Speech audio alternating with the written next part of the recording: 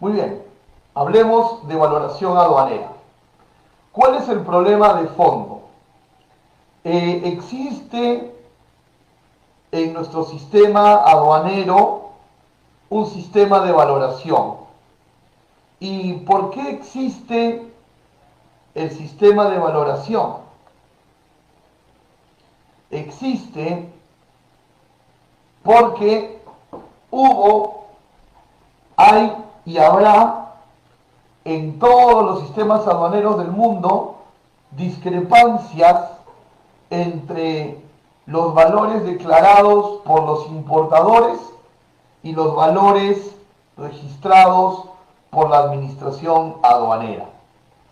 Dentro del comercio existe siempre esta disputa del valor en aduanas versus el valor comercial. Y ese es el problema de fondo que hizo que se tuviera que crear un sistema de valoración aduanera. Y es un problema delicado, por supuesto que sí, y es un problema que puede tener diferentes opiniones entre las personas y las empresas, ¿no? Y los agentes económicos en general. Porque imagínate, ¿no?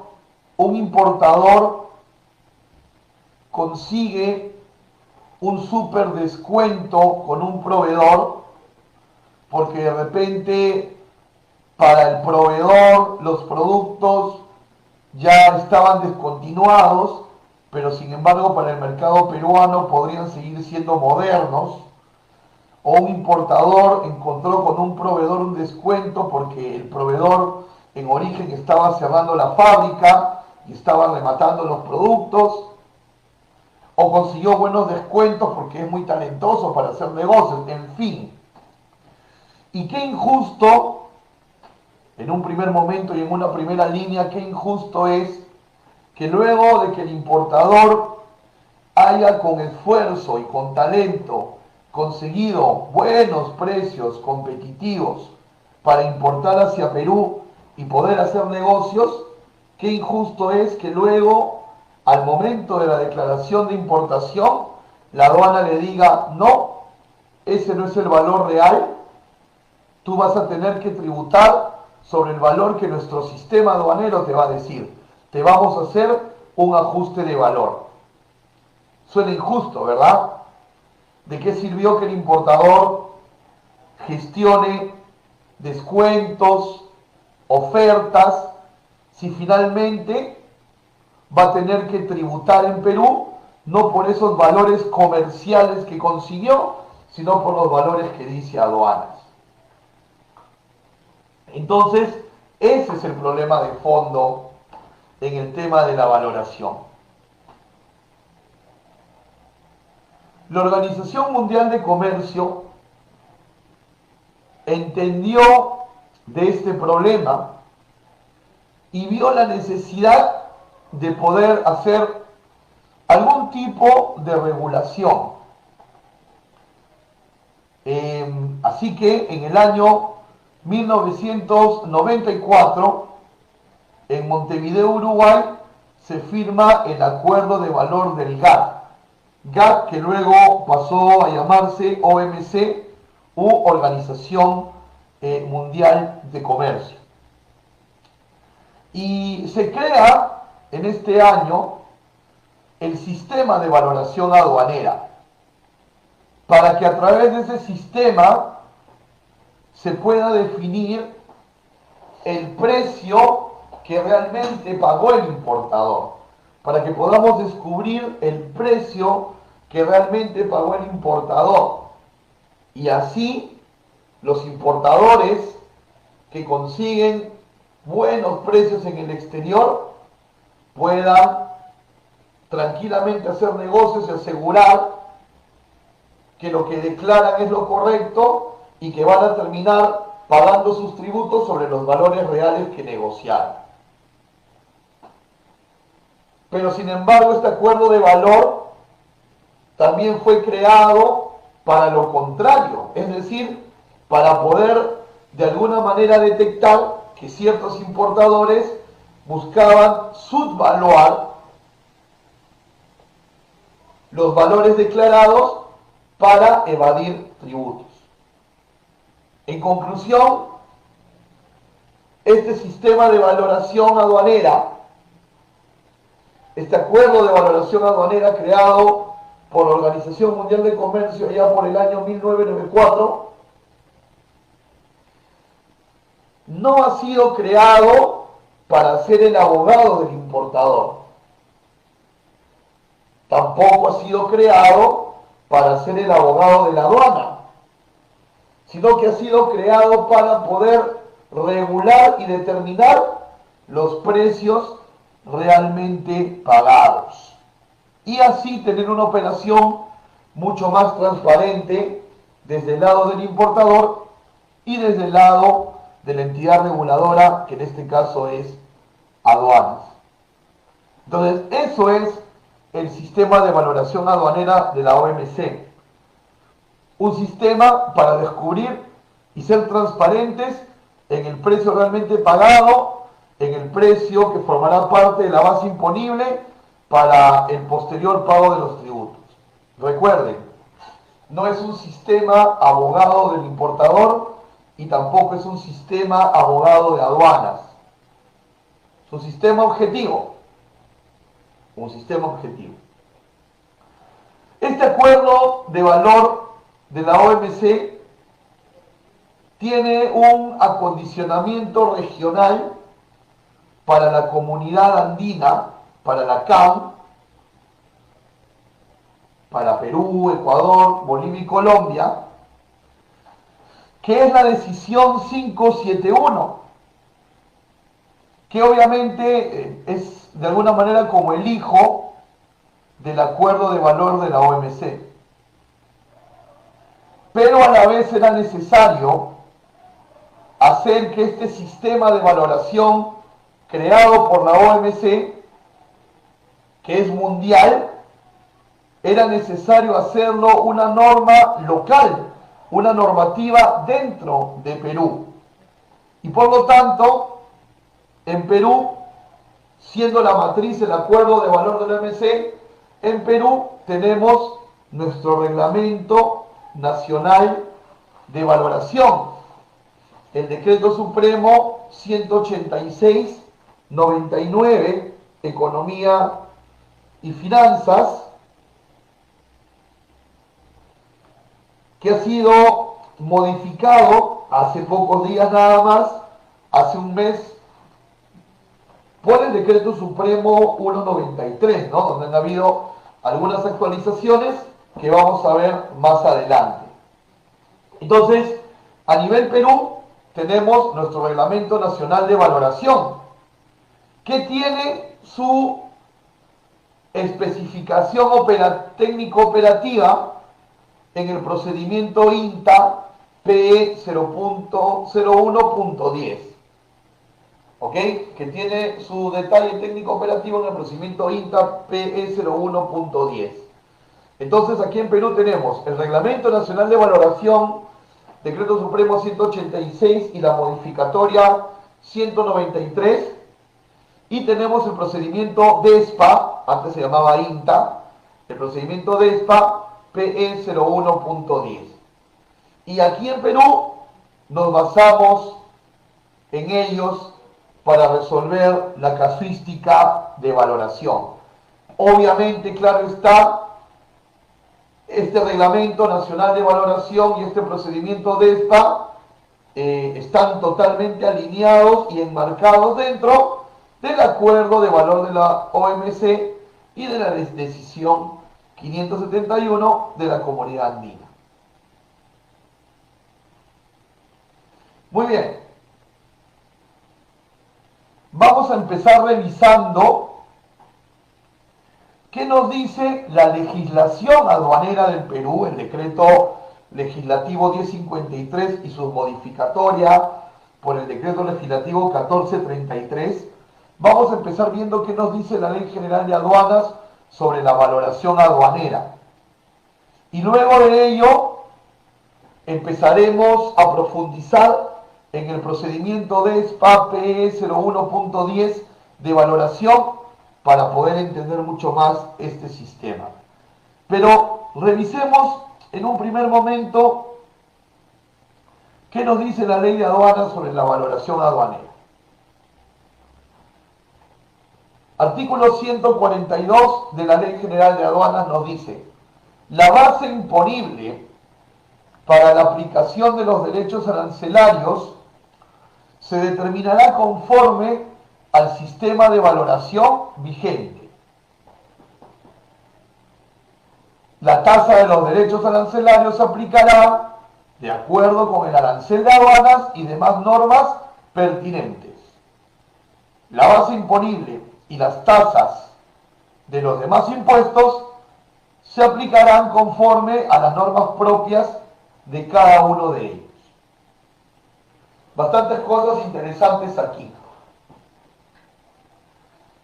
El artículo 142 nos dice que la base imponible para aplicar los derechos va a ser de acuerdo al sistema de valoración vigente. Y el sistema de valoración vigente es el acuerdo de valor de la orden. Entonces, ¿qué nos dice el sistema de valoración vigente? Que la base imponible es el valor CIF más los posibles ajustes de valor que se pudieran dar. Sobre la suma de esos dos componentes, de esas dos variables, es que vamos a declarar ad valorem, IGB, IPM, percepción tributaria, todo va a empezar a nacer desde ahí. Entonces, la base imponible es el CIF más los ajustes de valor. Como ustedes pueden ver, aquí tenemos una imagen de la declaración aduanera de mercancías y en el casillero 6 se declara, ¿no?, el valor FOB, el flete y el seguro. Esos tres componentes son los que forman el CIF. Pero no son los únicos componentes, porque nos estaría faltando el ajuste de valor. Lo que sucede, y a veces nos confundimos porque decimos sí, los aranceles se declaran sobre el CIF, es incorrecto, es sobre el CIF más ajustes. Solo que si no hay ajustes de valor por parte de la aduana, y iremos entendiendo el tema de los ajustes conforme vayamos avanzando, lo que sucede es que si no hay ajustes, finalmente ajustes es igual a 0, y entonces el CIF termina siendo el valor en aduanas.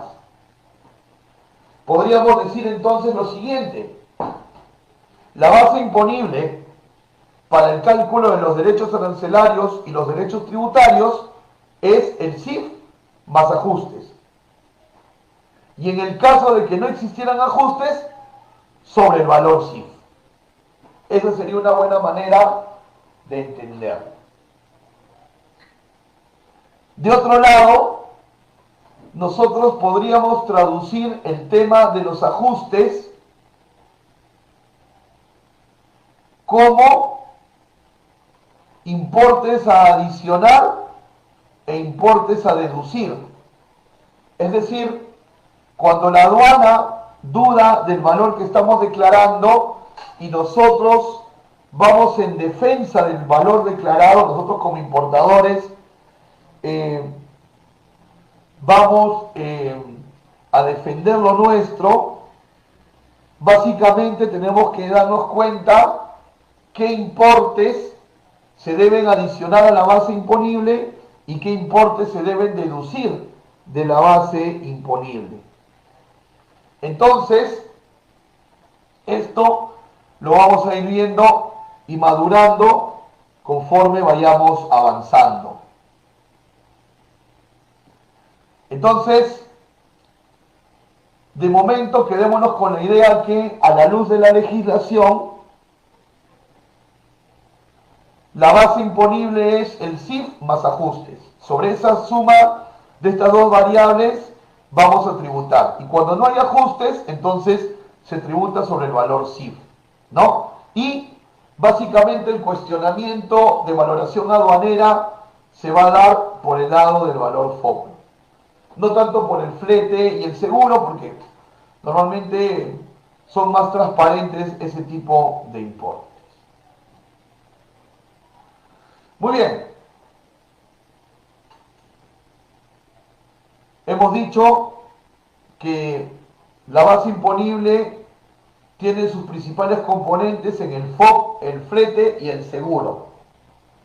Entonces, vamos a hablar ahora, según el procedimiento DESPA P01.10, ¿verdad? Acorde al sistema de valoración de mercancías de la OMC, vamos a ver qué nos dice el procedimiento DESPA referente a qué importes se consideran como parte del flete y qué importes no se consideran como parte del flete. Esto para que nosotros vayamos alineando nuestros procesos a estar protegidos contra algún tipo de fiscalización de valor.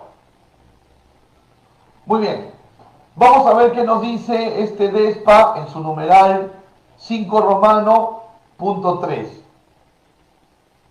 Leamos. Forman parte del valor en aduana. Forman parte del valor en aduana. Cuando hablo de valor en aduana hablo del CIF más ajustes, ¿verdad? La base imponible. Cuando hablamos del valor en aduana estamos hablando de la base imponible. Forman parte del valor en aduana todos los gastos incurridos hasta el lugar de importación. Vamos a subrayar lugar de importación para poder entender a qué se refiere este término. Forman parte del valor en aduana todos los gastos incurridos hasta el lugar de importación, con excepción de los gastos de descarga y manipulación en el puerto o lugar de importación. Siempre que se puedan distinguir de los gastos totales de transporte. Siempre que se puedan distinguir de los gastos totales de transporte. ¿Ok? Muy bien. Entonces, cuando el sistema de valoración nos dice hasta el lugar de importación, nos está hablando de los gastos incurridos hasta llegar al terminal marítimo o al puerto marítimo, al aeropuerto o al terminal terrestre. ¿Correcto? Hasta llegar al puerto, aeropuerto o terminal terrestre. A eso se le va a considerar flete. No vamos a considerar para el valor en aduanas los gastos de descarga y todo lo que suceda más adelante luego de la descarga no se va a considerar. Podríamos verlo de otra óptica. El flete internacional, para el acuerdo de valor, el flete internacional son los gastos para trasladar la mercancía puerto, puerto, aeropuerto, aeropuerto. Así debemos concebirlo. Ningún costo antes de la salida del puerto de origen y ningún costo posterior al arribo al puerto de destino van a ser considerados flete internacional. Una vez más, ningún importe antes de la salida en puerto de origen, ningún importe luego de la llegada a puerto de destino serán considerados como flete internacional. Pero hay una condición importante. Dentro del documento de transporte se debe distinguir esos importes. Se deben distinguir. Entonces, si yo voy a cargar en un documento de transporte, según documento de transporte, yo voy a cargar gastos de manipuleo en origen y gastos de descarga en destino, deben estar diferenciados en concepto dentro del BL o dentro de la guía aérea, para que nosotros podamos en la DAP solo declarar lo que es flete puerto a puerto o aeropuerto a aeropuerto. El problema se va a dar si es que el documento de transporte tiene un solo concepto monetario y ahí está tanto el flete como gastos de carga y de descarga. Vamos a tener ahí que declarar todo, porque no se pueden distinguir. El procedimiento de ESPA es bastante claro, siempre y cuando se puedan distinguir.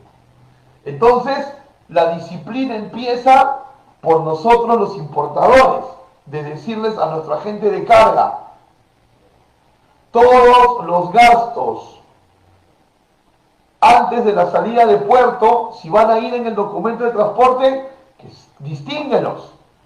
Y si vas a cargar en el documento de transporte importes posterior al arribo de la nave, también distínguelos, para que nosotros podamos declarar solo el flete internacional. ¿Ok? Ese es el mensaje que nos da el numeral 3 del 5 romano de las normas generales.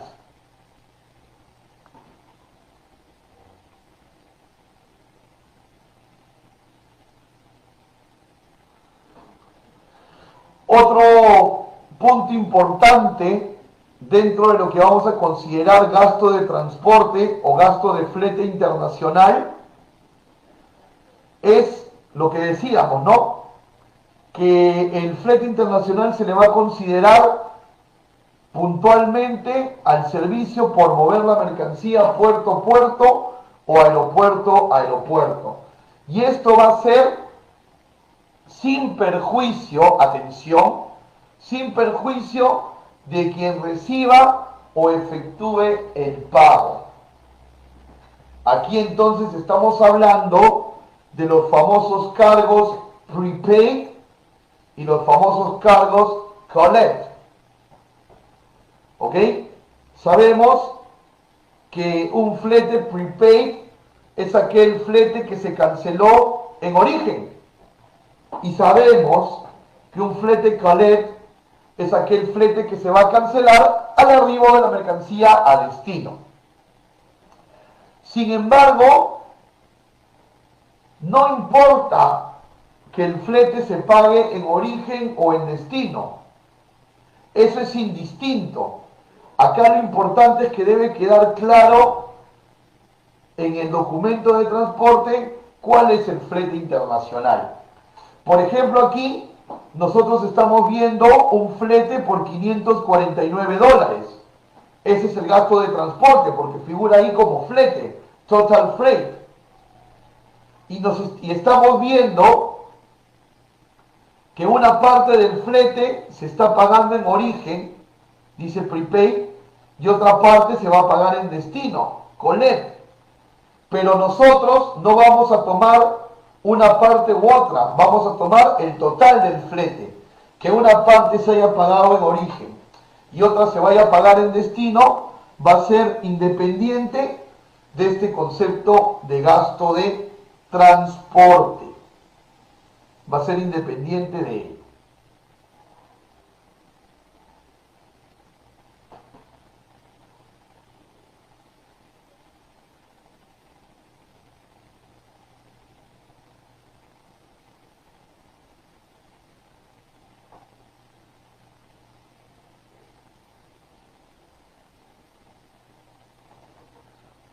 Ahora, si este flete internacional va a ser transbordo o tránsito, es decir, este puerto del que estamos hablando, cuando hablo de ejemplos portuarios, ustedes también lo pueden pasar a ejemplos aeroportuarios, ¿ok? Que quede claro eso. A ver, cuando este flete puerto va a tener transbordo o tránsito, es decir, no va a ser directo, o sea, no va a salir, de repente, no va a salir del puerto de San José del puerto Limón en Costa Rica no va a salir directo a Puerto Callao, sino va a hacer tránsito o transbordo en el puerto de Manzanillo, México, digamos, y entonces decimos que el flete es el importe que se paga por mover de Puerto Limón en Costa Rica a Puerto Callao en Perú, ¿correcto? Ese sería el flete. Pero no va a ser directo. La carga va a pasar por Puerto Manzanillo en México y va a ser transbordo, es decir, va a cambiar de nave. De Costa Rica sale con una nave, en México cambia y esa nave de México es la que finalmente llega a Perú. Entonces la mercancía va a tener un transbordo. Si el transbordo genera carga, estiva, desestiva y manipulaciones, esos costos van a formar parte del flete, porque no son costos que se están dando en origen y en destino, no, se están dando en medio del tránsito internacional y por lo tanto formarán parte del flete internacional también. Entonces, si bien es cierto, hemos dicho que flete es de puerto a puerto, si en el medio de ese puerto a puerto hay manipulaciones por tránsito o transbordo, estas manipulaciones se van a considerar como parte del flete internacional.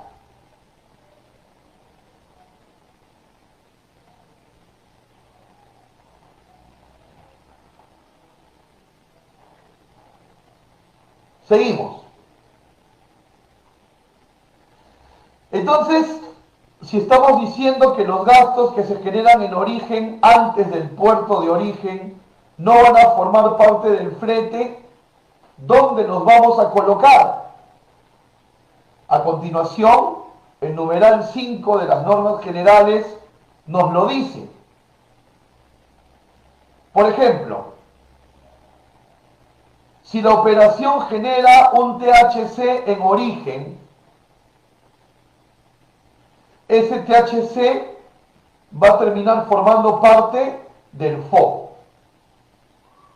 ¿Ok? Ese THC está en un concepto distinguido en el BL. Ese concepto va a formar parte del FOB. Lo vamos a sacar del flete para ponerlo en el FOB. Y si se ha generado en la operación un inland freight o un pickup, que en esencia son lo mismo, un inland freight o un pickup son el tránsito interno, normalmente de las instalaciones del exportador hasta el puerto. Si se ha generado un inland freight o un pickup, esos importes también se van a sumar al FOB. Por lo tanto, si el exportador está vendiendo en Ex-Work, ¿no? Los exportadores en origen está vendiendo en Ex-Work, para declarar el FOB en Perú, a ese Ex-Work de la factura le vamos a sumar el THC en origen, el inland o el pickup. Y estos importes de THC, de inland, de pickup van a estar en el documento de transporte. Esos importes van a ir a formar parte del FOB. Para que el flete sea solo el que va puerto, puerto.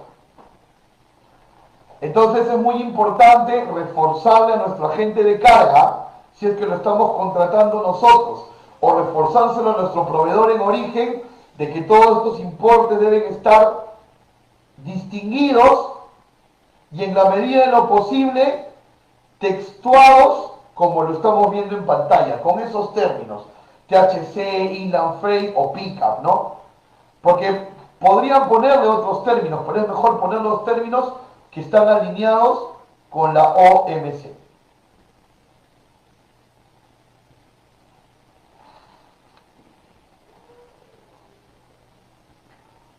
Ahora, sabemos que los fletes tienden a tener variantes en sus precios porque los fletes dependen del precio internacional del petróleo. Y por ejemplo, existe un recargo al flete llamado VAF, que podemos traducirlo al español como un ajuste al flete, ¿no? Entonces, si figura un concepto de VAF en el documento de transporte, este concepto pasa a formar parte del flete internacional. Pasa a formar parte del flete internacional. O sea que si hay un concepto Ocean Freight y VAF, hay que sumar los dos para el flete. Si en el documento de transporte se va a recargar el concepto de handling o de collect fee, también se deben de sumar al flete. Y si en el documento de transporte va a haber un THC, que es un manipuleo en terminal, ¿verdad? Pero un terminal de tránsito, también se le va a sumar al flete, porque ocurrió en el punto medio, como ya lo habíamos hablado. Entonces, al Ocean Freight le vamos a sumar el VAF, si está distinguido, el handling, si está distinguido, el collect fee, si está distinguido, y probablemente el manipuleo en transbordo, siempre y cuando estos conceptos se puedan distinguir en el documento de transporte, deben figurar dentro del documento de transporte.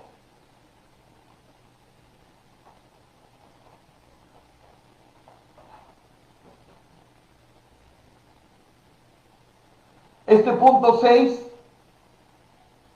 de las normas generales también es muy importante e interesante. Permítanme primero leerlo para poder dar la correcta interpretación. Cuando los gastos de transporte estén contenidos en la factura comercial y el importe pactado entre vendedor y comprador resulte diferente del que realmente haya pagado el vendedor a un tercero, se tomen en cuenta los gastos reales pagados por el servicio de transporte y los gastos conexos hasta el lugar de importación, de conformidad con el documento de transporte. Es decir, vamos a suponer que tu proveedor en origen te vende en CFR y en la factura tu proveedor te distingue el importe FOB y el importe flete. FOB 10.000, flete 1.000. Total CFR 11.000. ¿Correcto? Te lo presenta así en la factura el proveedor. Pero resulta que en el documento de transporte el flete dice 900. Tenemos una disyuntiva, ¿verdad? El proveedor en origen en su factura pone flete 1.000 y en el documento de transporte dice 900. ¿Cuál debemos declarar? Debemos declarar el del documento de transporte, porque el comprobante de pago del flete es el documento de transporte, no la factura que emite el proveedor. Entonces, cuando hay una disyuntiva entre el flete internacional que figura en la factura del proveedor y en el documento de transporte, nosotros vamos a declarar lo que figura en el documento de transporte. Esto lo dice nuestro acuerdo de valoración.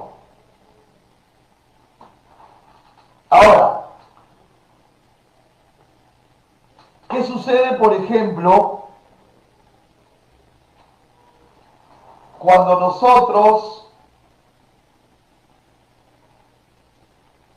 estamos importando más de un producto? ¿Verdad? Por ejemplo, cuando tu factura tiene un solo concepto, un solo producto, un solo ítem, tú declaras una sola serie en la DAM. Pero si tu factura tiene 4 ítems, vas a declarar 4 series. Si tu factura tiene 20 ítems, vas a declarar 20 series, y así por el estilo.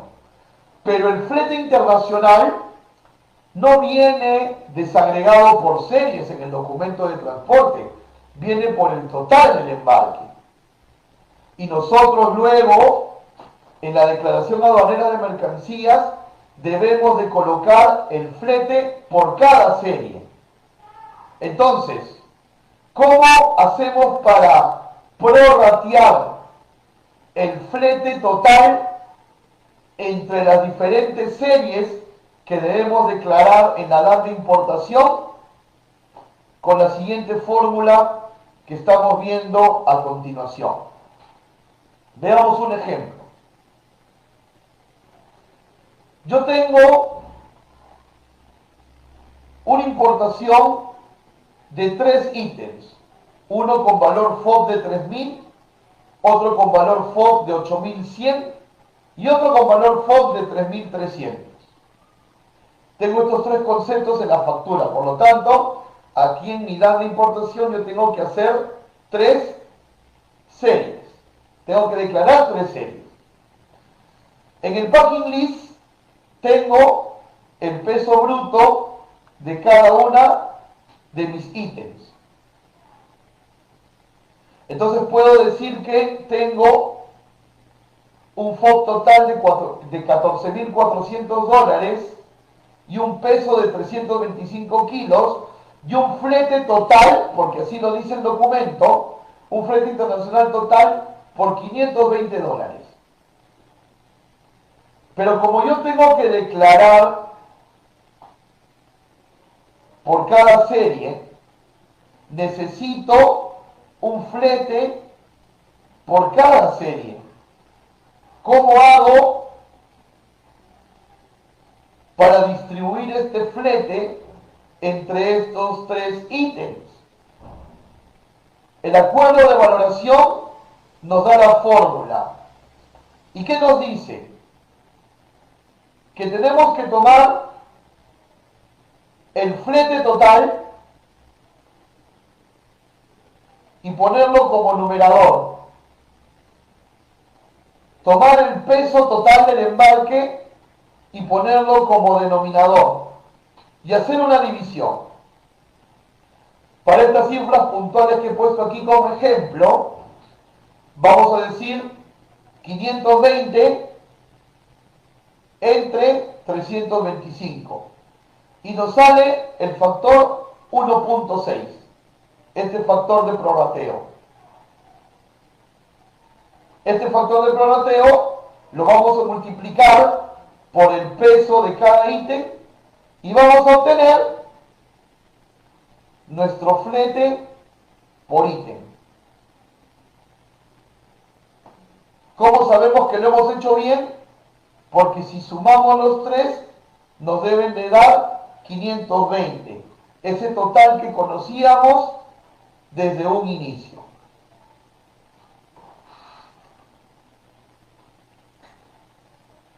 Es importante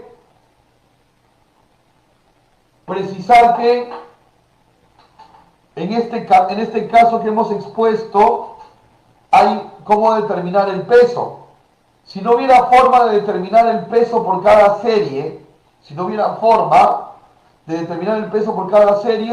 el prorrateo podría ser por el FOB. Es decir, en la fórmula reemplazaríamos peso bruto total, ¿verdad? El de aquí reemplazaríamos peso bruto total por valor FOB. En el caso no pudiéramos determinar pesos.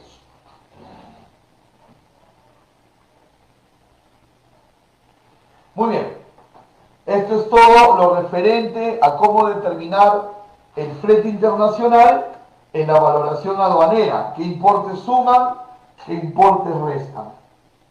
Entonces, me parece que es un momento bastante pertinente para abrir una ronda de preguntas. ¿Ok? Así que adelante, si tienen alguna consulta, pueden escribirle en este momento en la barra de comentarios del Facebook y yo gustoso voy a atender sus consultas. Así que yo en este momento los empiezo a leer. Adelante.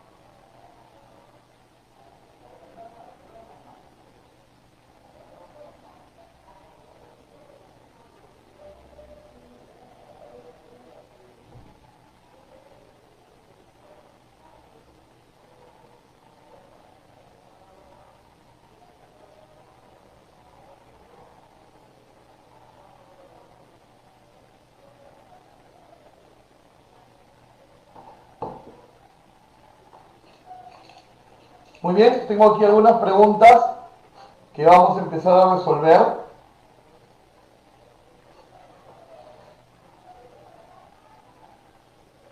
A ver, Mercedes, hola Mercedes, ¿cómo estás? Gracias por preguntar. Nos dice, cuando la diferencia del flete declarado en la factura con el BL es necesario la corrección del monto del flete en la factura. Eh, sí, lo recomendable es que sí. Lo recomendable es que el proveedor te aplique una nota de crédito por esa factura en diferencial del flete o que te haga el cambio de factura. Sí, es recomendable para alguna fiscalización futura, ¿no? Para el momento del despacho no, pero para alguna fiscalización futura sí. Lo mejor, Mercedes y todos, es que cuando existe esta disyuntiva de monto de flete entre factura y documento de transporte, pidamos la corrección de la factura para tener todo alineado. A ver, Marcos nos consulta. Hola Marcos, buenas tardes. Todos los costos asociados a documentación y o seguro del transporte se deben incluir en el flete. Correcto, todos los costos, flete es, recuerda Marcos, flete es todos los gastos que se incurren para mover la mercancía puerto a puerto. Si el transporte tiene un seguro implícito, fuera de una póliza de seguro, va a formar parte del flete. Gastos de documentación también forman parte del flete.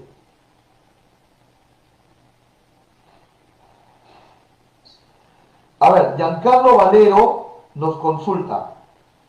Cuando el flete no está colocado en la factura y sí en el BL, ¿hay algún problema? No, porque por ejemplo, fíjate, muy interesante Giancarlo tu pregunta.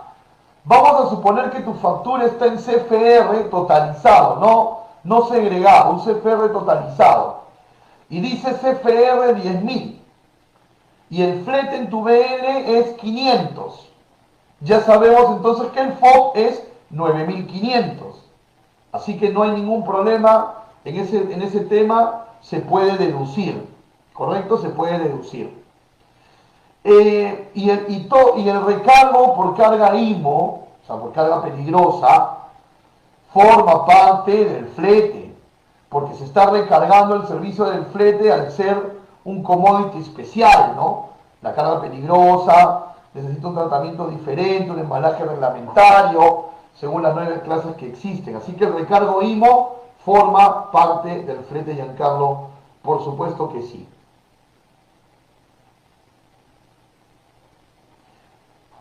Muy bien, no sé si tenemos más preguntas. Vamos a entrar en este momento a hablar de los costos o los valores de seguro. ¿Correcto? Vamos a hablar de los valores de seguro. Es decir, qué conceptos van en el valor aduanero, ¿no? Ya hemos hablado del FOB, del flete, y ahora vamos a hablar del seguro, pero me gustaría ver si ya tenemos, digamos, cerrada esta parte como para poder pasar ya al tema del seguro. No sé si tienen alguna pregunta adicional. Pueden todavía hacerla antes de que cambiemos de tema. Dentro de la valoración hagamos un cambio de tema, ¿no?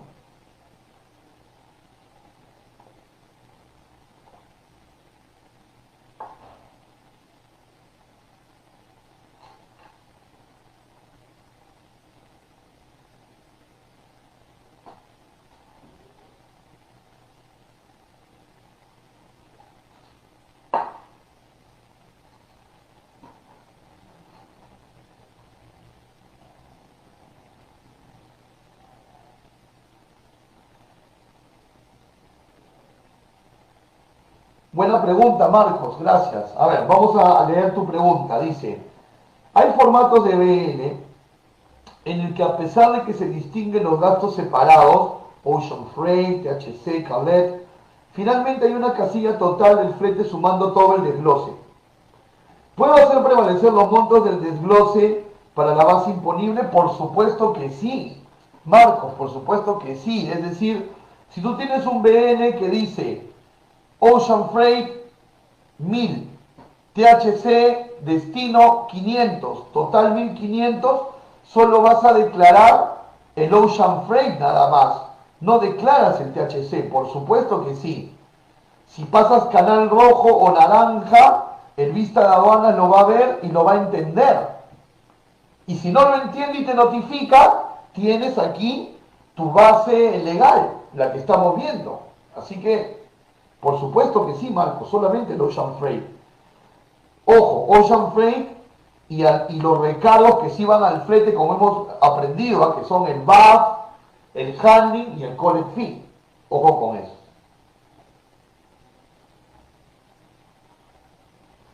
Y claro, de repente la persona que está haciendo tu liquidación aduanera, por desconocimiento, de repente, estoy suponiendo, ¿okay? No estoy afirmando nada, de repente está incluyendo para el flete esos montos, y normal, pues van a pasar, y normal van a pasar. ¿Quién en la aduana va a corregir eso? Nadie. Y probablemente tú estés pagando tributos sobre una base imponible inflada cuando no debería ser así. ¿Ok? Así que yo creo que uno de los objetivos de hoy es volvernos mucho más finos en el tema de saber qué importes son los que estamos declarando. Muy bien. Muchas gracias por sus preguntas. De verdad que esto es lo mejor. O sea, cuando hay preguntas es lo mejor cuando me toque esta responsabilidad de conversar con ustedes de estos temas. Lo mejor siempre van a ser las preguntas. Muy bien, vamos a continuar entonces y hablemos ahora del seguro, ¿no? Que es el tercer componente del CIF. ¿Qué nos dice la valoración sobre lo que debemos de declarar como seguro? A ver, solamente el primer párrafo creo que ya es bastante claro. Nosotros vamos a declarar como seguro la prima que se paga, ¿correcto? Solo la prima de seguro. Solo la prima de seguro. ¿Por qué soy incisivo en esto? No sé si les ha pasado alguna vez, pero a veces las pólizas de seguro vienen con dos conceptos: prima y emisión de documento. Prima, $200. Emisión de documento, $15 más IGB. ¿Ok? Tú de la póliza de seguro solo vas a extraer el concepto prima. Si la aseguradora te está cobrando emisión de documentos, gastos administrativos, soporte operativo, etc., esos conceptos no van en el seguro en la DAM. Solo va el concepto que figura como prima. Ojo con esto porque hay muchas compañías de seguro que aparte de la prima te cobran un gasto de emisión. Ese gasto de emisión no va. ¿Ok? Ese gasto de emisión no va. Y un caso parecido al tema del flete, si el seguro figura en la factura comercial y tiene un valor diferente al importe que figura en la póliza, tenemos que declarar lo que figura en la póliza, ¿correcto? Es parecido a lo que hemos hablado con el flete. Si yo tengo $100 de seguro en la factura y 120 en la prima de seguro en la póliza, tengo que declarar lo que dice la póliza, ¿ok? Entonces, si hay una disyuntiva entre el monto del seguro en la factura del proveedor y el monto del seguro en la póliza, se declara lo que figura en la póliza, ¿correcto? Se declara lo que figura en la póliza. Ahora, ¿qué sucede cuando el seguro que vamos a declarar, cuando el seguro que está coberturando la mercancía es una póliza de seguro flotante. ¿Qué sucede en ese caso? Cuando es una póliza de seguro flotante. Recordemos que una póliza de seguro flotante es aquella que está asegurando varias mercancías. De repente tu proveedor tiene ya todo un plan de embarques en el año y en lugar de asegurar embarque por embarque, al inicio del año asegura todos sus embarques presentes y futuros. Entonces, obviamente, la mercancía que te venda a ti el conseguro va a formar parte de esa póliza flotante. Entonces, en la póliza, tú no vas a encontrar la prima puntualmente de tu embarque. Vas a encontrar la prima de la póliza flotante que está abarcando muchos embarques. Entonces, debe haber un documento adicional de parte de origen donde respalde específicamente para tu embarque cuál es el importe. ¿Ok? Entonces, eso debes tenerlo en cuenta cuando estés utilizando un seguro que emana de una póliza flotante.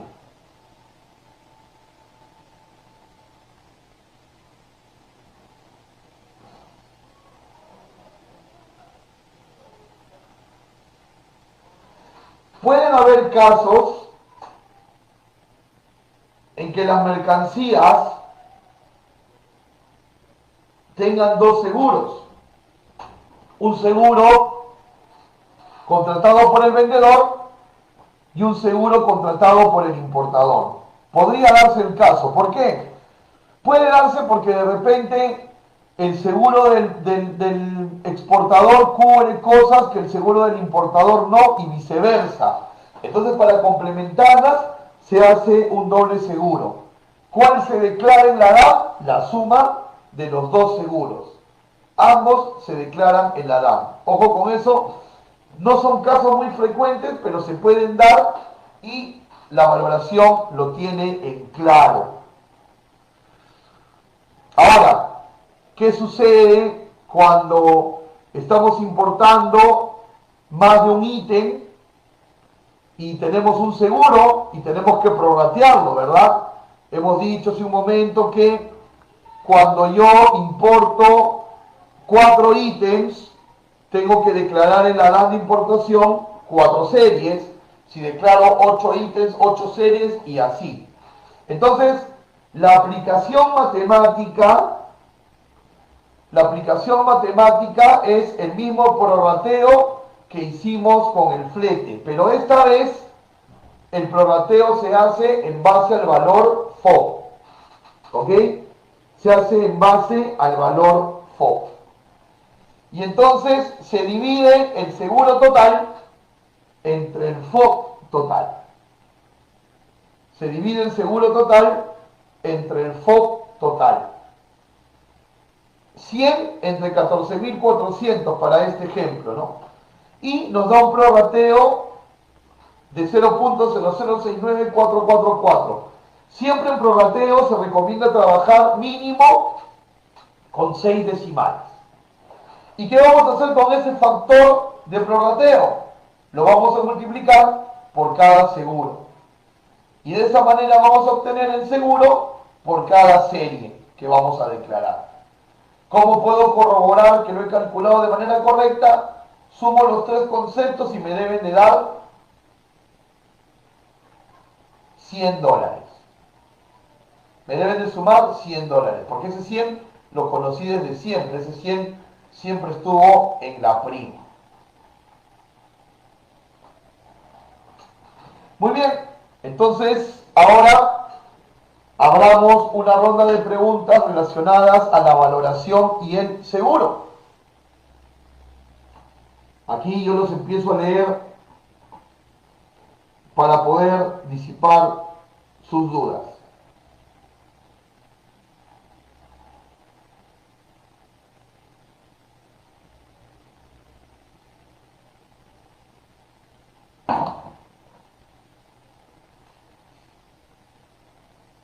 A ver, tenemos aquí una pregunta de Juan Bustos. Nos dice, a ver, Referente al valor, buenas tardes Juan, buenas tardes ante todo. Nos dice una pregunta referente al valor de la póliza. En una oportunidad, al existir la diferencia de valor de la póliza descrita en la factura y la póliza, se debe colocar el valor más alto. ¿Es correcto eso?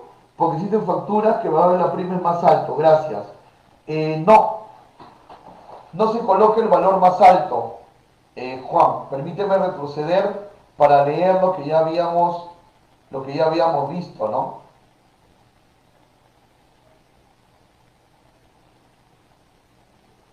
Dice, mira, cuando los costos de seguro estén contenidos en la factura comercial y el importe pactado entre el vendedor y el comprador resulte diferente, no dice ni mayor o menor, Juanma, dice diferente del que realmente se haya pagado, debe tomarse en cuenta el gasto real. No dice el mayor o el menor, dice el real. ¿Y dónde está ese gasto real? De conformidad con la póliza. De conformidad con la póliza. Entonces, ¿cuál es tu base normativa legal, Juan? El DESPA P 01.10, 5 romanos, normas generales, numeral 11. ¿Correcto? Dice monto diferente. No dice mayor ni menor. Dice que se debe declarar el valor real. No dice mayor ni menor. Y dice que se debe declarar el monto que está en la póliza. ¿Ok? Juan, creo que nos queda claro.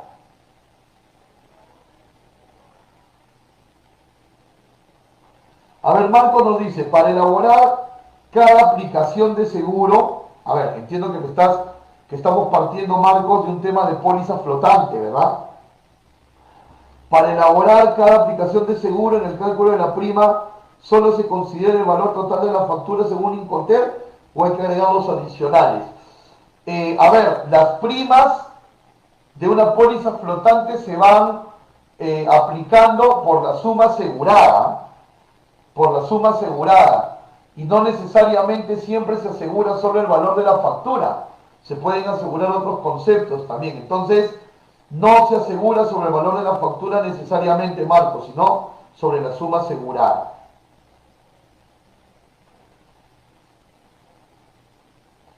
A ver, Kevin Medrano, buenas tardes. Me dices, ¿el seguro individual o de tabla también es aplicable para calcular el valor de aduana? Ok, a ver, aquí, Kevin, estamos hablando de dos cosas diferentes, ¿ah? Una cosa es el seguro individual y otra el seguro de tabla.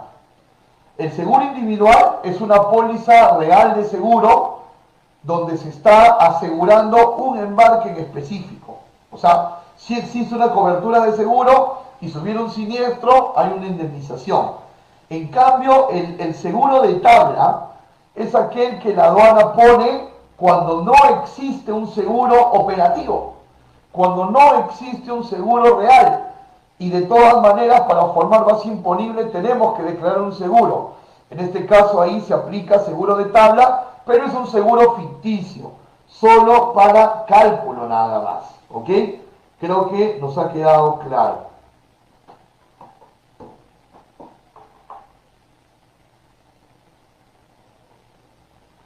¿Qué más preguntas tenemos?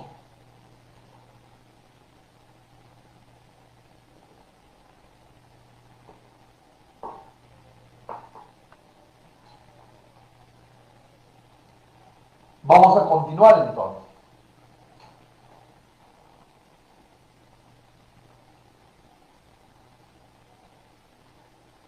Ahora vamos a hablar de qué nos dice el acuerdo de valoración referente a las transferencias bancarias y los registros contables. Algo muy importante, ¿verdad?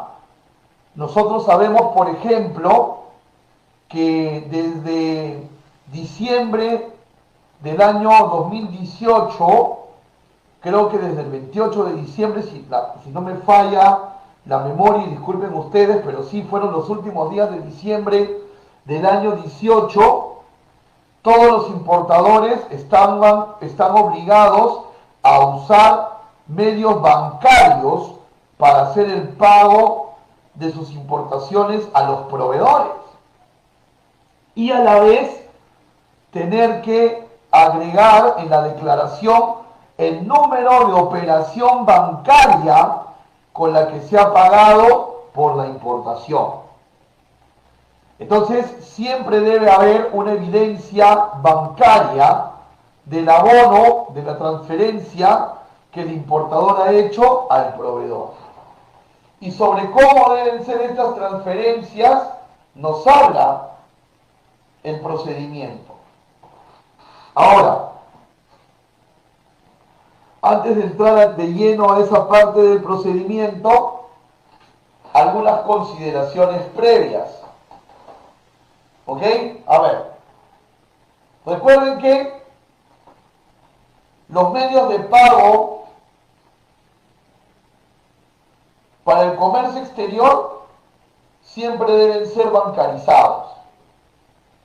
No deben ser mandados por JetPerú, por Western Union, no. Siempre deben ser bancarizados. A la vez, siempre debe existir una congruencia bancaria. Es decir, si yo le estoy comprando a la compañía Peking Company, el dinero que estoy transfiriendo debe ser a las cuentas de Peking Company. ¿Tendríamos inconvenientes? Por supuesto que sí, si la empresa con la que estamos negociando es Peking Company y yo le transfiero el dinero a Shanghai Company. No debe ser así. El dinero debe salir de las cuentas del importador y acreditarse en las cuentas del proveedor en origen. A eso le llamamos congruencia bancaria. De otro lado, una recomendación. Cuando hacemos transferencias bancarias, no debemos cruzar pagos. ¿A qué me refiero con que no debemos cruzar pagos?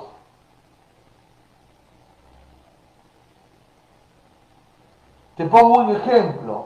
Una vez, un cliente nuestro estaba importando tintas para impresora y entonces declaró un valor FOB de $5.000, le salió a Canal Rojo y la administración aduanera le pidió ajustar el valor a $7.000, o sea, ya no tributar sobre 5.000 sino sobre 7.000. Entonces le solicitamos al importador que nos dé pruebas de la transferencia, que efectivamente le había transferido 5.000. Y cuando nos trajo la transferencia decía 5.900.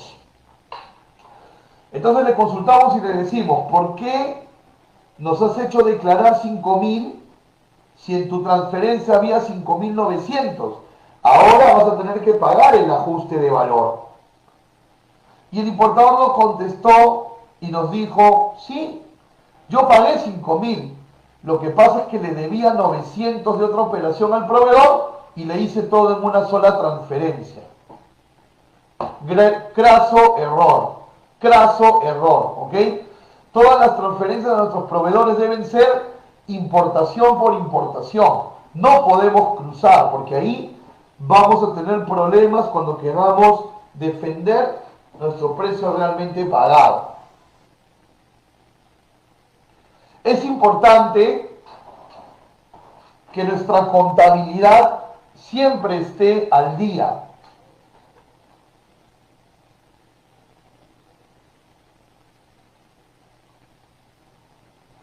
Nuestra contabilidad siempre tiene que estar al día.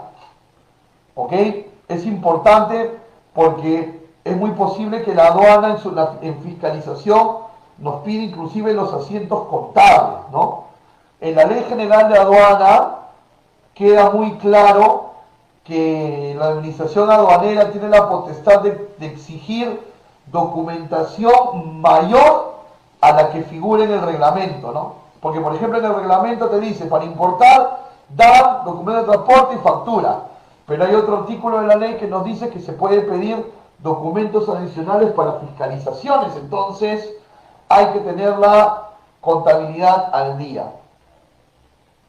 Y otra consideración previa antes de profundizar en el acuerdo de valoración y las transferencias bancarias, otra consideración previa es que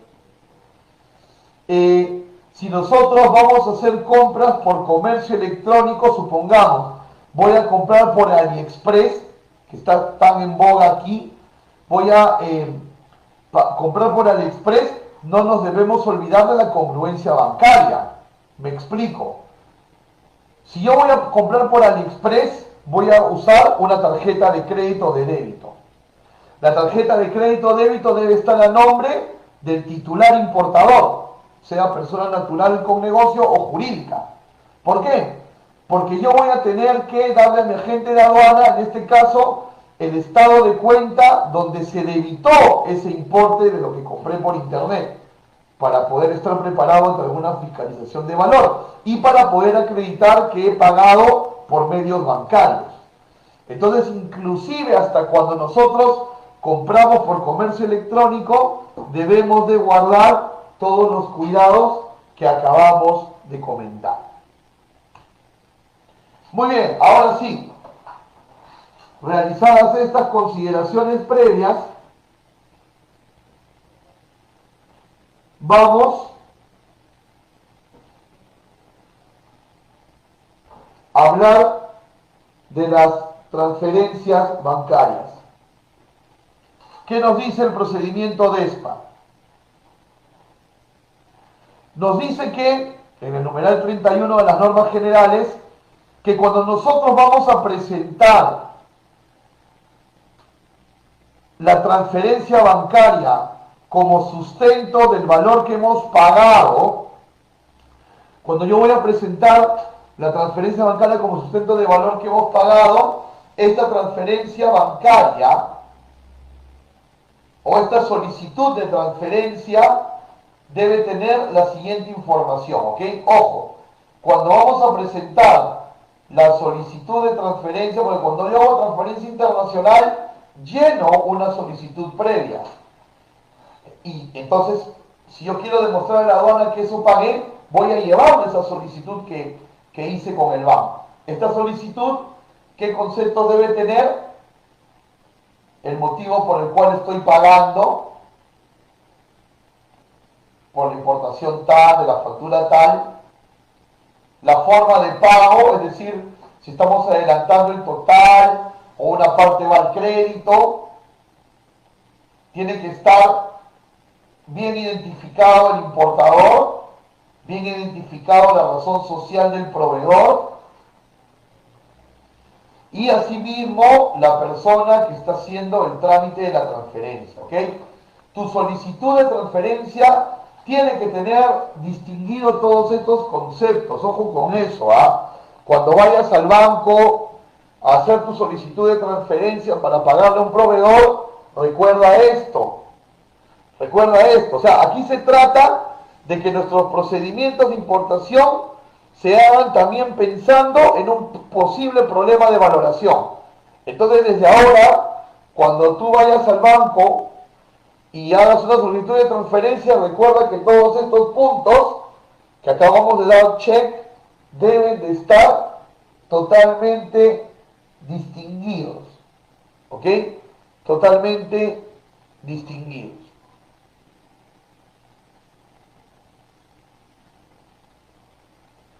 Pero no solamente debes de presentar, ojo, no solamente debes de presentar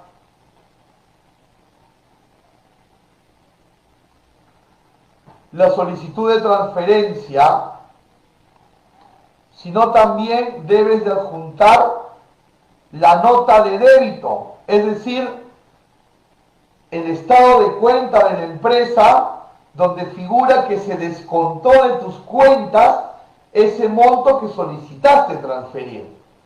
O sea, no basta con que presentes una solicitud en donde le pediste al banco transferirle $10.000 al proveedor. No basta con eso, también tengo que presentar la prueba de que se me descontó esos $10.000 de mi cuenta. Entonces, acompañamos la solicitud de la prueba que efectivamente se debitó de las cuentas ese monto. Aprovecho para hacerles recordar en este momento que, según el decreto legislativo 1388, cuando hagamos importaciones con valor FOB superior a $2.000 o 7.000 soles, siempre debemos hacerlo por medios bancarios. Caso contrario, no podremos obtener el levante de la mercancía. O para obtenerla, tendríamos que pagar una multa.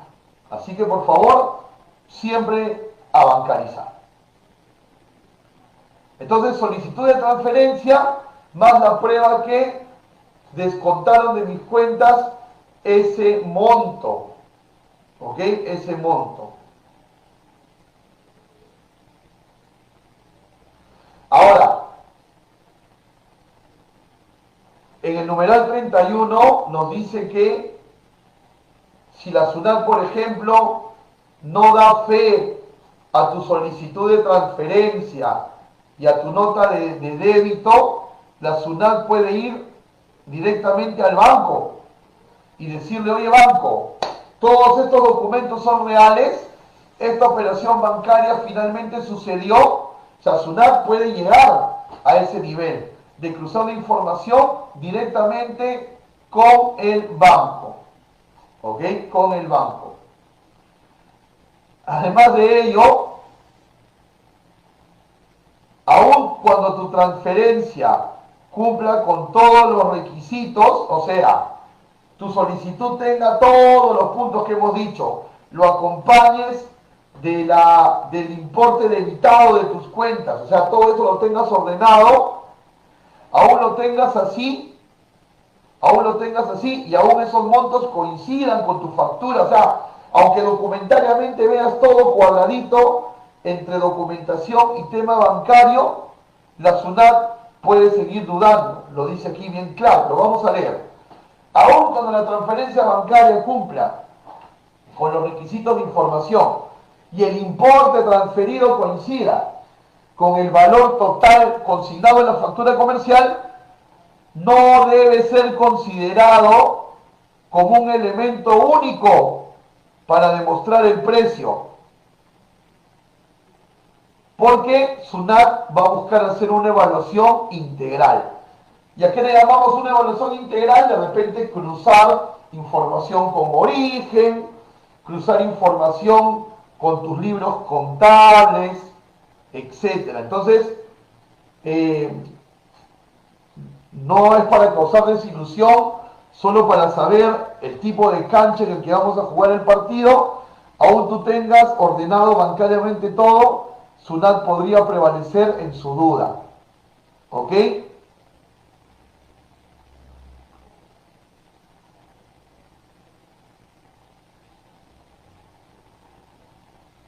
Y aquí, en este numeral 35, lo que decíamos de la importancia de la contabilidad al día, ¿no? Si SUNAT considera que tu contabilidad está incompleta, vamos a tener problemas con el tema de valoración, porque imagínate que SUNAT diga: ok, solamente me falta que me presentes tus asientos contables. Todo tu tema bancario está ordenadito, todo muy bien. Necesito los asientos contables y tu contabilidad no está al día. No vas a poder defender tu valor. Así que es muy importante que llevemos la contabilidad al día, cosa que en la actualidad es mucho más sencillo. Así que es muy importante que tú, empresario importador, te sientes a conversar con tu contador o con el estudio contable con el que tercerices para darle forma a esto. Muy bien.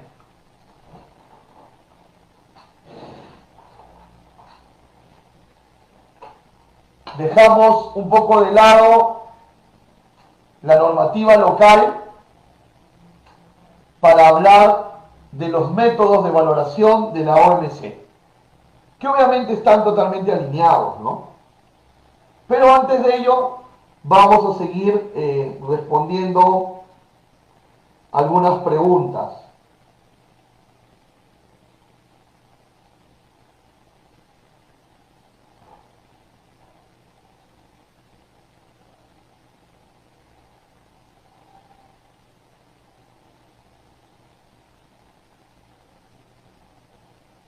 A ver, por ejemplo, Jerry nos dice, es muy importante poner el invoice number, o sea, el número de factura como referencia y que haga match con el invoice que estamos pagando, ¿correcto? Claro, o sea, en tu solicitud de transferencia a Jerry, es importante que en el concepto de pago pongas la factura, para que, como tú dices, pueda tener trazabilidad, ¿no? Pueda tener trazabilidad con todo lo demás, ¿correcto? Muy buen comentario, muy buen aporte. A ver, Alfieri nos dice, algunas veces existen acuerdos entre empresas y brindan créditos. En estos casos, ante un posible ajuste, ¿qué documentación podemos brindar para respetar el valor? Claro, siempre hay créditos, por eso es que usamos el término pagado o por pagar, ¿no? Porque no siempre cuando la mercancía llega y la nacionalizo, no necesariamente ya la pagué al proveedor, yo puedo haber nacionalizado el bien y aún tener deuda con el proveedor, eso ya obedece a un tema de negociación más allá del tema aduanero. Tengo que presentar al FIER y en este caso si me quieren ajustar el valor y no tengo transferencias que mostrar porque me están dando crédito, entonces debo demostrar pruebas, ¿correcto? Debo de tener pruebas de que efectivamente me han dado un crédito. Debe haber un contrato o de repente una carta de crédito, debe haber un documento que lo sustente, ¿no? Yo no puedo simplemente decirle a la aduana, no, me han dado crédito, por eso no tengo una transferencia que presentarte. Debe haber algún contrato o un documento comercial que formalice ese crédito, ¿ok? Que lo formalice.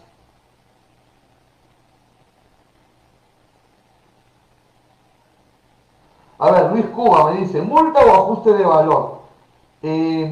No, cuando no usamos medios bancarios y nuestro fondo es mayor a $2.000 y queremos el levante y hemos pagado por Western Union o por un cheque viajero, nada bancarizado, pagamos multa para el levante. ¿Ah? Ajuste de valor va a depender si la aduana quisiera ajustar o no. ¿Qué actos podrían causarle duda a SUNAT? Mira, básicamente cuando los precios que se declaran son diferentes a los que aduanas tienen en CIBEP, ¿no? Básicamente por ahí. A ver, Marco nos dice, en el caso de las transferencias, si tuviera un caso en el cual el proveedor me envía una nota de crédito mucho después de una operación ya cerrada en su momento, pero ahora necesitas deducirle en un pago que voy a hacer en una importación distinta, ¿qué se sugería hacer en este caso? ¿Ok? Bueno, ser ordenado, Marcos, o sea, por ejemplo, ¿no? Tú en la segunda importación vas a pagar 10.000, pero como hay una nota de crédito de 1.000, solamente le vas a pagar 9.000 al proveedor. Pero él te va a hacer una factura y él te va a hacer una factura por 9.000 también. Si la aduana quisiera fiscalizarte, tienes que poder documentar toda la historia para demostrar que esa nota de crédito la estás aplicando en una nueva operación, ¿correcto? Eso es lo que tienes que hacer. A ver, Kevin dice, ¿es cierto que cualquier tipo de tasa de interés bancario o comercial no afecta a la suma del valor de aduanas? A la suma del valor no, Kevin, pero a los intereses sobre los tributos sí. Porque cuando yo pago los tributos más allá de la fecha exigible, lo pago con intereses. Y los intereses se calculan a través de la tasa activa en moneda extranjera. O cuando voy a garantizar una admisión temporal, voy a hacerlo con, digamos, admisión temporal por 8 meses, garantizo derechos los 8 meses y esos 8 meses de intereses se calculan sobre la tasa activa en moneda extranjera. Entonces, La tasa de interés bancaria no afecta el valor en aduanas, pero sí el pago de los tributos, sí. Eso definitivamente sí lo afecta. Muy bien, continuamos entonces. La OMC tiene 6 métodos de valoración para poder llegar al precio real que se ha pagado, ¿no? Recuerden que hemos dicho al inicio de nuestra reunión que el sistema de valoración no está hecho para darle la razón al importador ni a la aduana, sino para ser objetivo. Vamos a hablar ahora del método de valor de transacción de mercancía importada, que es el método 1. Más del 90% de los casos en el mundo se terminan resolviendo con este método. Así que vamos a hablar del primer método de valor de transacción de la mercancía importada, también conocido operativamente como la determinación del precio pagado o por pagar. Entonces, hacia ahí vamos. A ver, según la OMC, y obviamente esto lo tienes que saber para defenderte, porque aduanas no puede actuar en discordancia con la OMC, sino en concordancia, nos dice lo siguiente la OMC, atención, para que nosotros podamos defender nuestro valor bajo el primer método de transacción de la mercancía, también conocido como la determinación del precio pagado por pagar, deben existir los siguientes requisitos, atención. La mercancía debe venderse para su exportación al país de importación. Es decir, requisito número 1 para defender mi valor a través de este método es que debe existir un exportador en origen y un importador en destino. Y debe haber una compra-venta. ¿Ok? Primer requisito. Debe existir un vendedor en origen y un comprador en destino y ambos vinculados por una transacción de compra-venta. Por lo tanto, si yo estoy importando un obsequio, no puedo aplicar este método. Por lo tanto, si yo estoy importando a consignación, o sea, todavía no sé cuánto le voy a pagar al proveedor, tampoco puedo aplicar este método. Este método está hecho para la compra-venta internacional, donde podemos detectar un vendedor y un comprador. Requisito number 1, requisito 1. 2, atención, 2. El precio no debe depender de condiciones ni de restricciones. ¿Ok? El precio que se está pactando en la negociación no debe tener ni restricciones ni condiciones. Vamos a ver ejemplos. A ver, ¿cómo sería un precio de importación? ¿Cómo sería un precio de importación con restricciones o condiciones? De la siguiente manera, fíjate. Resulta que hay una empresa colombiana llamada Total Clean. ¿Ok? La empresa colombiana Total Clean. Y esta empresa colombiana le vende a una empresa importadora peruana kits de limpieza, como los que vemos en pantalla. Le vende kits de limpieza. Y se los vende con un descuento del 35%. Es un buen descuento. Pero Total Clean le dice a la empresa importadora peruana, yo te aplico el 35% de descuento, pero tú en Perú solamente vas a venderle estos kits de limpieza a los centros educativos. A nadie más. Porque nosotros tenemos la estrategia de querer posicionarnos como el kit de limpieza de los centros educativos. Entonces, tú no vas a venderle a WON, a Metro, a los bazares, no.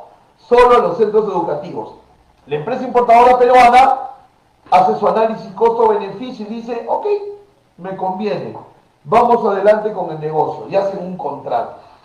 Entonces, cuando se hace la importación de los kits de limpieza, se está declarando un valor obviamente menor al promedio de mercado, porque se ha conseguido este descuento. Aduanas notifica y dice, según nuestro sistema verificador de precios, el precio que usted ha declarado no es el real, por lo tanto, ajústese el valor. Y obviamente el importador va a saltar, ¿no? Y va a decir, no, yo no voy a ajustarme el valor, porque yo he pagado efectivamente menos del precio promedio de mercado porque me han hecho un descuento. Aquí está la prueba. Y muestra su contrato. Y el contrato dice bien claro, 35% de descuento, siempre y cuando, condición, siempre y cuando se venda solo a los centros educativos. El importador se compromete, dice la cláusula, a venderlo solo a centros educativos. Entonces, la aduana te va a decir con mayor razón, usted no puede tributar sobre este valor, porque su valor está condicionado. Y según la OMC, los precios no pueden estar condicionados. Al importador no le va a quedar otra remedio que pagar el ajuste. Así que no podemos obtener descuentos a través de este tipo de condiciones. Otro tipo de condición, la reversión.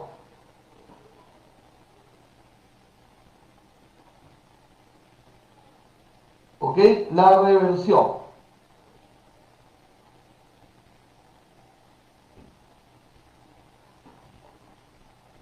¿Cómo funciona el tema de la reversión? Por ejemplo, tú eres una empresa peruana que siempre le has estado comprando placas de metal a una compañía norteamericana, la compañía Metal USA. Y tú siempre le comprabas placas de metal porque tú acá en Perú con esas placas de metal haces muebles de metal, como estamos viendo en las imágenes. Y de repente un día, Metal USA dice, ¿y qué tanta cosa hace el importador peruano con las planchas de metal que yo le vendo? Y se mete a tu página web y ve que haces bonitos muebles de metal. Y un día, tu proveedor Metal USA te llama y te dice, oye, qué bonitos muebles, ¿ah? Quiero proponerte algo. El próximo pedido de planchas de metal te voy a dar 50% de descuento. ¿Ok? Pero tú a cambio me vas a hacer 5 mesas y 20 sillas. Gratis. Y me las mandas para Estados Unidos porque me han gustado. Tú, importador, agarras tu calculadora, sacas cuenta y dices, me conviene lo que me ofrece. Y entonces firman un contrato. Llegan las planchas de metal a Perú, las estás declarando con un valor menor al normal, te quieren ajustar el valor. Y tú le muestras a la aduana y le dices, no, mira mi contrato, ahora yo estoy pagando menos porque le estoy obsequiando muebles al proveedor. Y la aduana va a decir, ok, entonces usted no puede defender ese valor que está declarando, porque su precio tiene una reversión, y la reversión no se admite para la determinación del precio realmente pagado o por pagar. Y vas a tener que terminar pagando el ajuste de valor. Entonces, la reversión tampoco es bienvenida para determinar el precio realmente pagado o por pagar. Y tampoco va a ser bienvenido el tema de la vinculación, es decir, el hecho de que yo importe a un precio más bajo porque me está vendiendo una empresa proveedora que es del mismo holding, del mismo grupo corporativo que yo. ¿Ok? No se puede defender el precio pagado si existe una vinculación empresarial entre las compañías.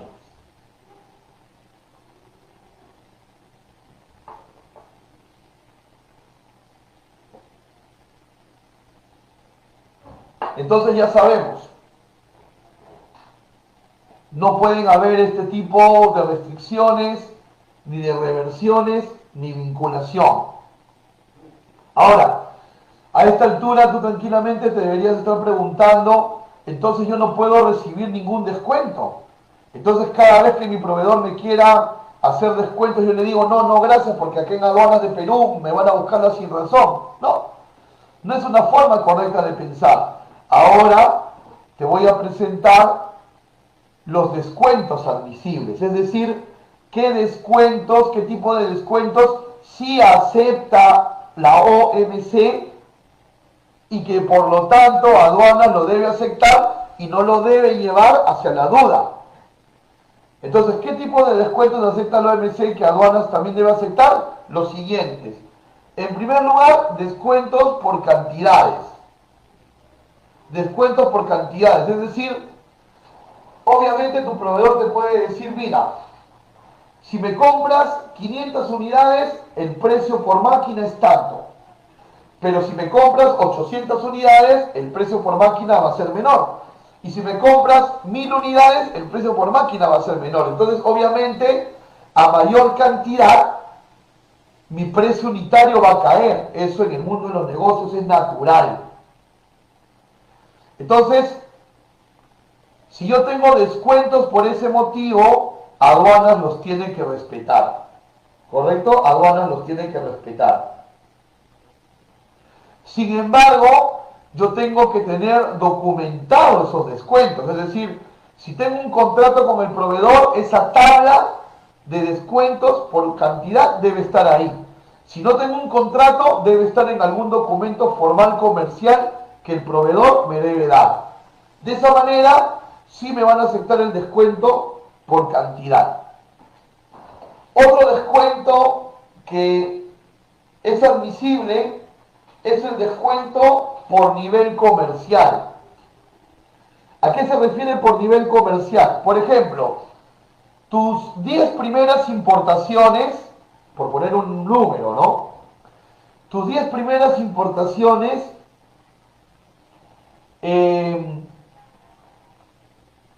las hiciste a través de tu proveedor que era distribuidor.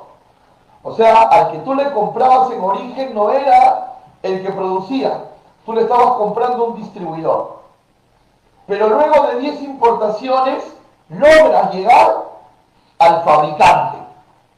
Logras llegar al fabricante. Entonces, un precio de fabricante va a ser un precio más accesible que un precio de distribuidor. Va a ser un precio más bajo. Entonces, si aduanas te dice, oye, ahora estás declarando menos, tú le demuestras. Claro, antes le compraba un distribuidor, ahora le compra un fabricante. Entonces, por nivel comercial, se acepta.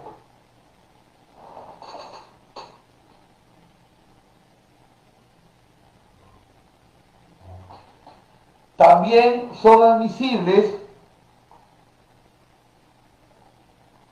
los descuentos por pago al contado. Ojo, no confundir con adelanto de pago, no, por pago al contado. Es decir, si yo le pago al proveedor el 100%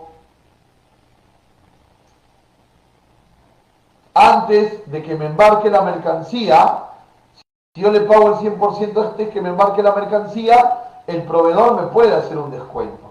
Entonces en la factura el proveedor me pone total $10.000, descuento por pago al contado 10%, ¿verdad? Total $9.000. Aduanas me tiene que respetar ese descuento. Claro está que yo con mis transferencias bancarias debo demostrar que pagué antes del embarque. Por las fechas es fácil hacer ese cruce. Y también me van a aceptar los descuentos por garantía. ¿Ok?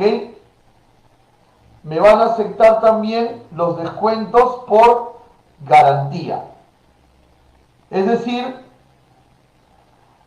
si voy a traer un nuevo producto con descuento porque se malogró el anterior y la garantía cubría esa reposición de bienes, lo puedo hacer. Pero obviamente tengo que documentar que es así. O sea, debo tener un documento de garantía que diga que se me va a aplicar tal porcentaje de descuento. Entonces, estos descuentos sí son permitidos. Estos descuentos sí son permitidos. Todos tienen un común denominador. Tienen que estar documentados. No sobreentendidos, sino documentados y se aceptan.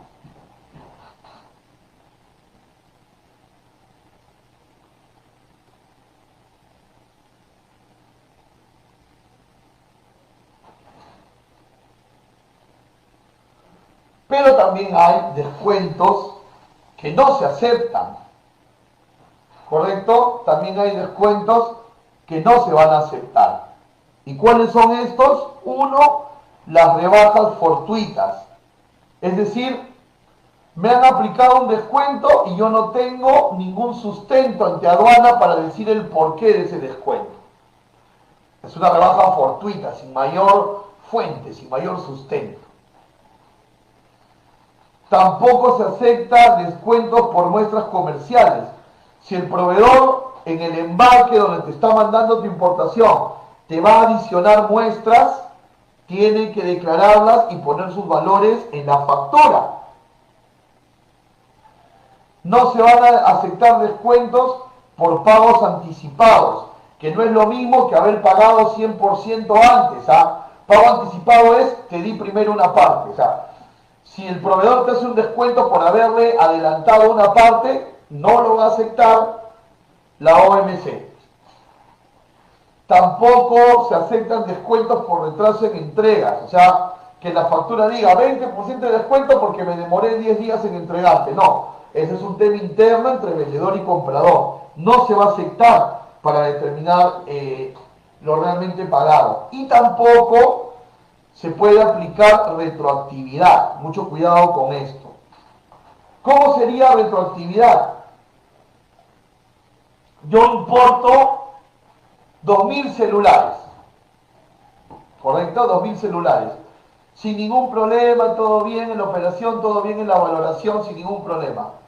Y cuando los estoy empezando a vender en el mercado local, me empiezan a llamar mis clientes reportándome que el sistema operativo del celular no funciona. Hago un mapeo y de los 2.000 celulares que importé, 500 tienen falla operativa. ¿Qué hago? Lo primero, llamo al proveedor y le cuento lo sucedido, ¿no?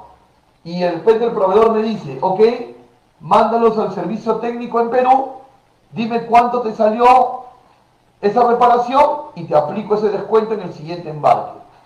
Entonces, me salió $1.000 reparar los 500 celulares. Entonces, la siguiente vez que el proveedor me mande el producto, me descontará $1.000. Ese descuento no se acepta. Tienen que mirar otra forma de arreglar ese impasse. Pero aduanas no lo va a aceptar, porque la OMC no lo acepta. No se aplica la retroactividad.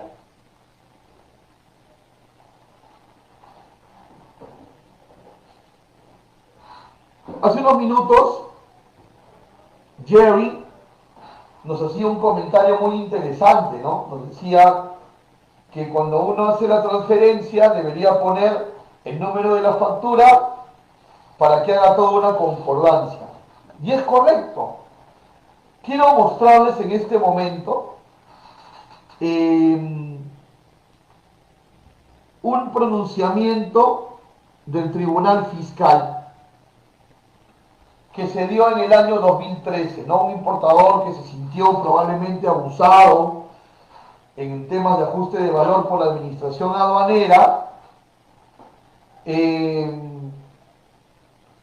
pidió consulta al Tribunal Fiscal y el Tribunal Fiscal sacó un pronunciamiento que es de observancia obligatoria, es decir, que nadie lo puede contradecir.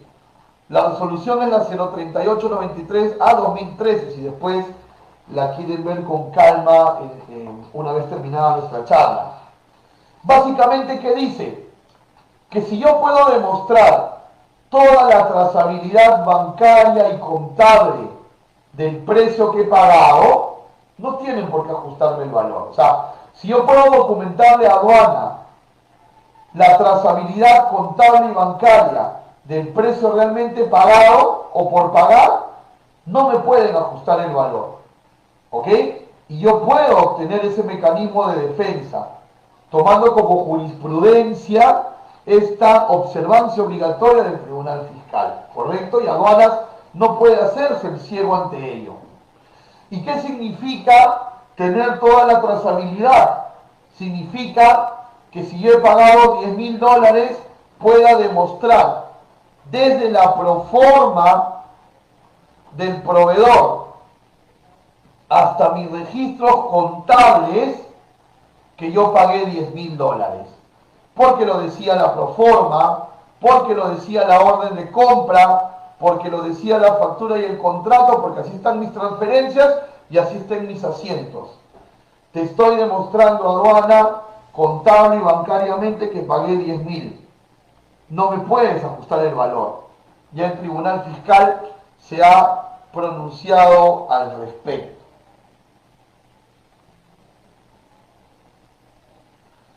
¿Qué sucede cuando caemos en duda razonable?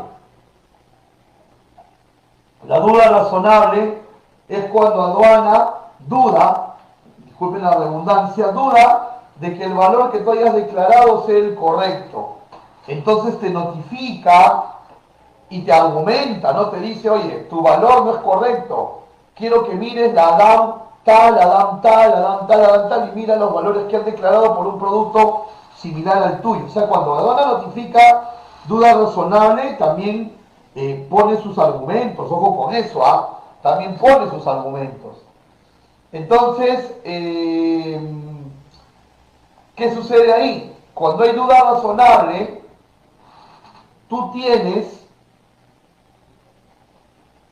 5 días hábiles después de la notificación de la duda para poder responder a la notificación con todos tus argumentos de defensa, ¿no? Todos los argumentos que espero haya yo podido explicar el día de hoy. Y tengo un segundo plazo, una prórroga de 5 días más. O sea, en total tengo 10 días para poder defender mi valor. Ahora, ¿qué pasa mientras yo hago mis argumentos de defensa? ¿Qué pasa con la mercancía? ¿Sigue generando almacenaje? No. La OMC nos dice bien claro que mientras el importador argumenta que lo que ha declarado es lo que ha pagado, puede obtener el levante de la mercancía. Pero previamente a obtenerla, debe dejar una garantía en efectivo a satisfacción de aduanas. Entonces, para yo poder defender mi valor y mientras lo defiendo, obtener el levante de la mercancía, debo dejar una garantía en efectivo, una garantía en efectivo y en moneda extranjera en dólares. Si aduanas termina resolviendo a mi favor, me devuelven la garantía. Si no lo hace a mi favor, ejecuta la garantía. Aduana tiene 3 meses para resolver el caso y 1 año para casos de mayor complejidad.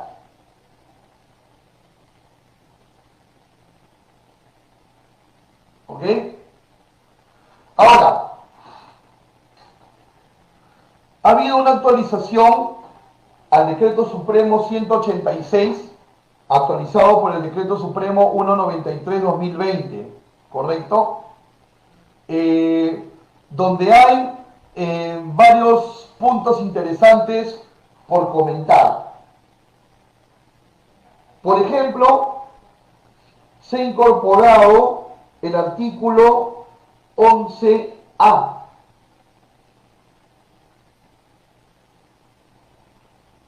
¿Correcto? Se ha incorporado el artículo 11A, donde dice claramente que yo puedo presentar mis documentos comerciales, financieros y contables para defender mi valor, inclusive por medios electrónicos o digitales. ¿Ok? Y me los tienen que aceptar. No necesito presentarlos en original para poder argumentar. Entonces, no puede existir el impedimento por eso, ¿no? Revaloramos el artículo 5 en esta actualización porque nos da todos los detalles que debe tener la factura. Yo los invito a que lean el artículo 5 del Decreto Supremo 193 y ahí te dice claramente todos los datos que una factura de tu proveedor debe contener. Es muy importante para no dejar ninguna ventana abierta al tema de valoración, digamos, en contra del importador. ¿Ok? Y además de ello, en este decreto supremo nos dice que, por ejemplo, si hemos comprado al crédito y tenemos una notificación de duda razonable, tenemos 5 días hábiles como máximo, luego de haber pagado eso que nos dieron al crédito para poder presentar nuestro abono. O sea, si yo declaro que pagué, que ha sido una compra al crédito y tengo duda razonable, yo luego de haber ya pagado ese crédito, debo de, en un máximo de 5 días, presentarle esa transferencia a la administración aduanera. ¿Ok? Ojo con esto que también es importante. Muy bien, les agradezco mucho que hayamos estado juntos hoy. Espero que esta charla se haya dejado entender, que haya sido de su provecho, que salgan más empoderados de esta reunión y sientan que su conocimiento y su panorama del comercio exterior ha crecido. Creo que ese es el mejor objetivo y el que espero de todo corazón se haya podido concretar hoy. Me gustaría que me dejaras un breve comentario de cuál ha sido tu parecer a esta charla, ¿no? Y nos vamos con la pregunta final de Kevin, que nos dice: si la aduana no respetara el método por efecto me aplica ajuste de valor, ¿puedo decir a la gente de aduana que gire una orden de depósito quedando como garantía satisfacción de la SUNAT de los derechos diferenciales y así poder obtener el levante y comercializar mi mercancía? Claro, o sea, cuando hay ajuste de valor, Kevin, cuando hay ajuste de valor, tú lo que dejas es una garantía por el diferencial de los derechos dejados de pagar y se deja una garantía en efectivo. Por supuesto que sí, obtienes el levante y puedes seguir comercializando tu producto. Lo que no debería pasar es que por el apuro uno acepte el ajuste, a pesar que sea injusto, porque al aceptarlo generas más una jurisprudencia a favor de aduanas que del importador. Perjudicas de alguna manera tanto a ti como a todo tu rubro, ¿no? Muy bien, es todo por el momento.